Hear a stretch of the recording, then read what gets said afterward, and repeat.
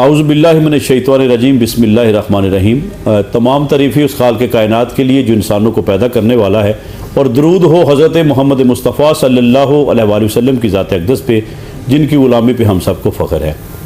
पाकिस्तान में बाहर जाने के हवाले से, डंकी लगाने के हवाले से बहुत सारी अखबारात में भी आपने ख़बरें पढ़ी होंगी और आपने सोशल मीडिया पे भी देखा होगा कि बहुत सारे पाकिस्तानी जो हैं उनकी ज़िंदगियां जो है वो अपने ख़तरे में डालकर वो बाहर जाने की कोशिश करते हैं। और कुछ माओं के लाल ऐसे होते हैं जो तो पहुंच जाते हैं उनमें एक का, लेकिन ज़्यादातर बेटों की जब लाशें उन देहातों में पहुंचती हैं, उन घरों में पहुंचती हैं जो डंकी के ज़रिए बाहर जाना चाहते हैं, तो वहाँ पे एक क़यामत सुगरा का मंजर होता है।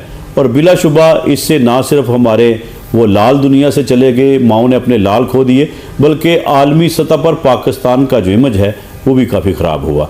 तो इस हवाले से आज मैं आपकी मुलाकात अपने एक बड़े ही मोहब्बत करने वाले दोस्त से करवाने जा रहा हूँ। राना इमरान साहब उनका नाम है, और वो अभी हम सियालकोट में एक सेमिनार था उनका, जिसमें इंसानी स्मगलिंग के हवाले से, रोकथाम के हवाले से उन्होंने कुछ कम्युनिटी को ब्रीफ किया, बताया लोगों को कि पाकिस्तान में कितने फ़ीसद लोग जो हैं वो डंकी के ज़रिए जाते हैं, कानूनी तरीके से जाने का क्या तरीका है, गैर कानूनी तरीके जाने का अंजाम क्या होता है। तो इस वाले से मैंने सोचा कि अपने चैनल की वसातत से आप तक वो मालूमात पहुँचाऊँ, ताकि अगर कोई दोस्त देख के इससे रहनुमाई हासिल करे तो ये बहुत बेहतर होगा। तो आइए मैं आपकी उनसे मुलाकात करवाता हूँ। जी अस्सलाम वालेकुम राना साहब, क्या हाल है? ठीक ठाक है? वालेकुम अस्सलाम। जी आसिफ साहब, अल्लाह पाक का शुक्र, ठीक ठाक। आप सुनाएं, आप ठीक ठाक हैं? अल्हम्दुलिल्लाह। सर पहले तो आपकी बड़ी मेहरबानी कि आप लाहौर से डस्का आए, आपने सियालकोट में सेमिनार किया, इधर पूरे पंजाब में कर रहे हैं। तो चूँकि मैंने आपका थोड़ा सा तारुफ करवा दिया है, तो आप ये बताएं कि आप कम्युनिटी में जाकर क्या पैगाम लोगों को दे रहे हैं? बिस्मिल्लाहिर्रहमानिर्रहीम। जी जिस तरह आपने बताया कि पाकिस्तान से जो बैरून मुल्क जाने का रुझान है वो बहुत ज़्यादा है, और इस रुझान को मद्देनज़र रखते हुए जो ह्यूमन स्मगलर्स हैं वो लोगों की ख्वाहिशात से अपना फ़ायदा उठाते हुए वो लोगों को गैर कानूनी तरीक़ाकार में मुलव्वस होने में उकसाते हैं, उनको सबज़ बाग दिखाते हैं, जिसकी वजह से बहुत सारे लोग मालूमात ना होने की वजह से या मालूमात की कमी की वजह से जो है उनके झांसे में आ जाते हैं और अपने माल जान दोनों का नुकसान कर बैठते हैं। नंबर 2, बैरून मुल्क जाने के हवाले से हमारे लोगों के जहन में बहुत सारे जो है वो मिस इन्फॉर्मेशन जो है वो लोगों के जहनों में बिठाई गई है कि कानूनी तरीक़ाकार बहुत मुश्किल है, कानूनी तरीक़ाकार बहुत महंगा है और इस तरह से आप जा नहीं सकते।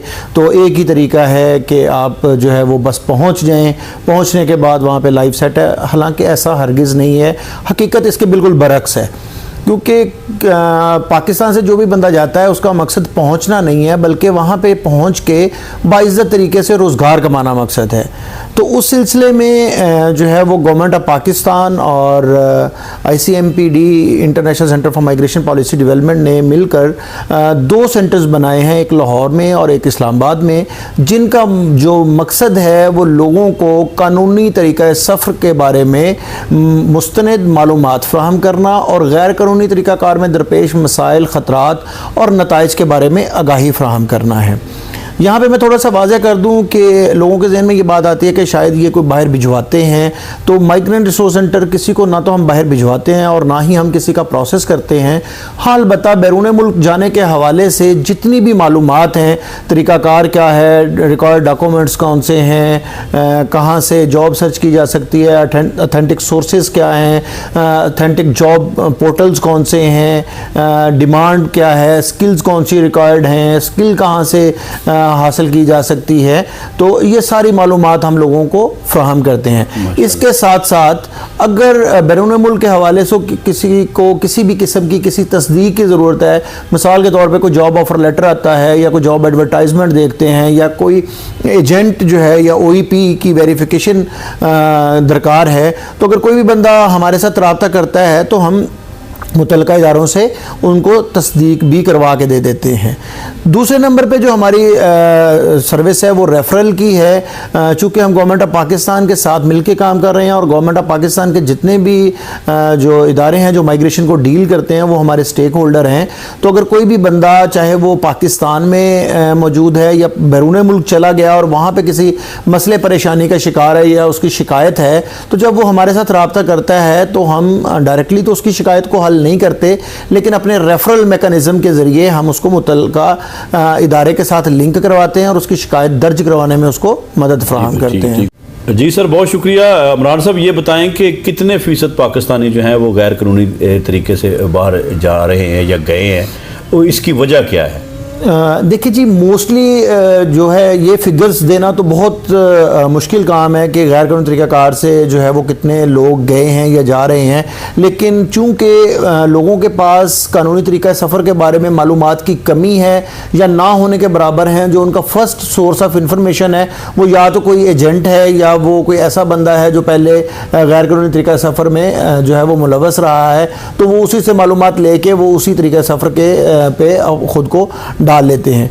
तो हमारा जो मकसद है वो भी यही है कि ज़्यादा से ज़्यादा लोगों तक ये मालूमात पहुंचाई जाए कि कानूनी तरीक़ा सफ़र जो है वो बहुत आसान और बहुत सस्ता है, और लेकिन उसके लिए आपको अपने आप को उस काबिल बनाना है कि आप उस कानूनी तरीक़ा सफ़र को अडॉप्ट कर सकें। सर भाई, आप फरमा रहे थे सेमिनार में कि पाकिस्तान में कितने एजेंट हैं जो कि रजिस्टर्ड हैं या जो जिनको ये अख्तियार हासिल है?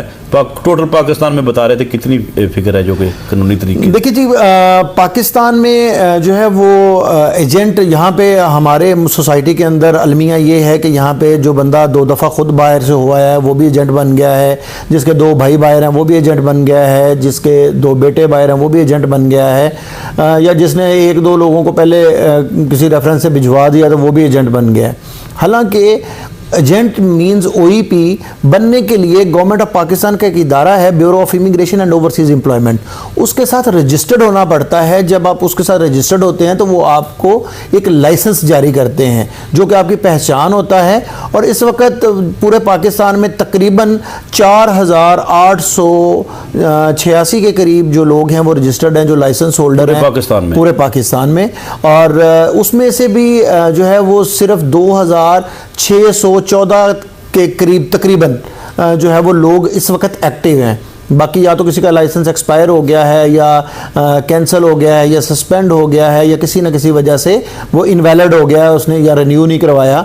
तो अभी सिर्फ 2614 के करीब लोग हैं जो तकरीबन जो लोग कानूनी तौर पे मजाज हैं कि वो एज अ ओईपी काम कर सकते हैं। दूसरा सर ये बताएं कि जिस तरह भी आप कम्युनिटी को भी बता रहे थे, हमें भी बता रहे हैं, अक्सर प्रोग्राम में बताते हैं कि गैर कानूनी तरीके से जाने से एक तो हमारी वो माओं के लाल, हमारे बेटे, आलमी सतह पर पाकिस्तान की जो बदनामी होती है वो तो बहुत ज़्यादा होती होगी। इस हवाले से हम इसको बेहतर करने के लिए हमें क्या करना चाहिए? और दूसरा ये बताएं कि अगर कोई बंदा आपके किसी अदारे से रब्ता करना चाहे रहनुमाई के लिए तो अपना नंबर शंबर भी आप बता दें।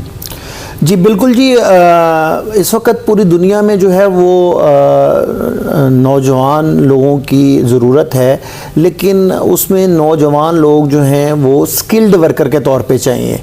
स्किल्ड वर्कर जो है वो उनकी डिमांड है, और स्किल हासिल करने के लिए गवर्नमेंट ऑफ पाकिस्तान के टेवटा के अंडर, पीवीटीसी के अंडर, नेवटेक के अंडर इदारे मौजूद हैं जो फ्री ऑफ कॉस्ट जो है वो स्किल सिखाने के लिए मौजूद हैं।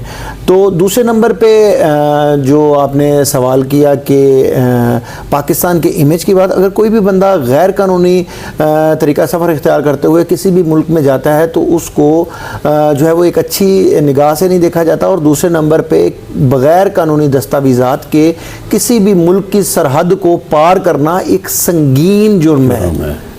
और एक संगीन जुर्म का मुर्तकब बंदा जब किसी भी मुल्क में जाएगा तो उसकी क्या रेपुटेशन होगी वो आप तो ख़ुद तसव्वुर कर सकते हैं।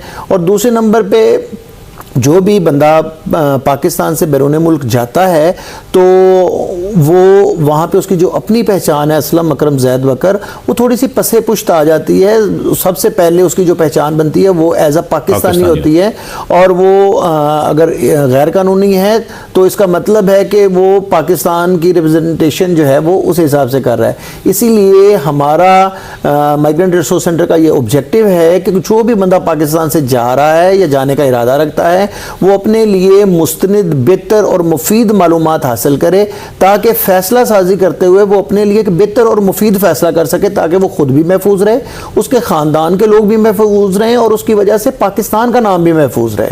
तो इस वजह से अपना कोई रब्ता नंबर या कोई वेबसाइट जी, अगर कोई भी बंदा जो है वो हमारे साथ रब्ता करना चाहता है मालूमात लेने के लिए, तो वो हमारा व्हाट्सएप नंबर है 0300021123।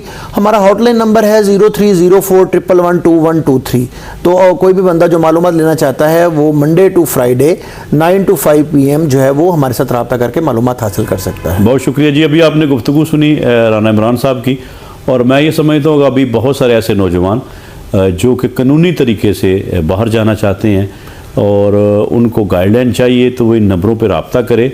और बिलाशुबा हमारे ये बेटे, ये माशाल्लाह हमारे पाकिस्तान का मुस्तकबिल है, हमने इनको ज़ाया होने से बचाना है। अल्लाह ताला से दुआ करता हूँ कि अल्लाह ताला इस मुल्क के हालात बेहतर करे ताकि हमारे नौजवानों को बाहर जाना ही ना पड़े। पाकिस्तान जिंदाबाद।